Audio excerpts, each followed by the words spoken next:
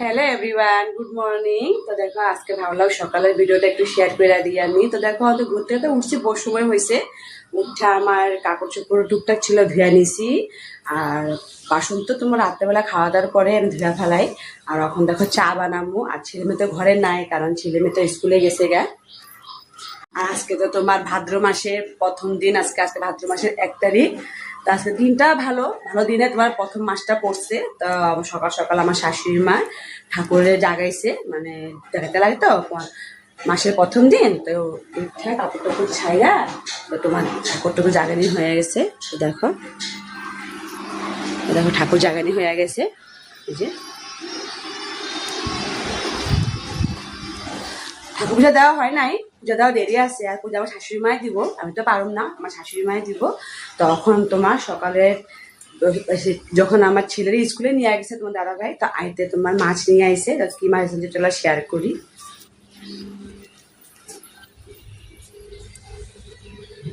এই দেখো, তোমার কাটা মাছে নিয়ে আইসে, মনে হয় এটা গ্লাস কাপ মাছ হইব।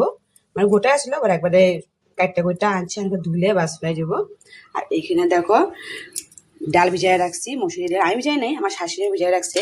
মানে ঠান্ডা ভাত যা আছে না, ঠান্ডা ভাত দিয়া ডালের বড়া দিয়ে আজকে পান্তা ভাত খাওয়া নেবো। এই দেখো, ভাতও বেশি নয়, অল্পই ভাত, ঠান্ডা ভাত।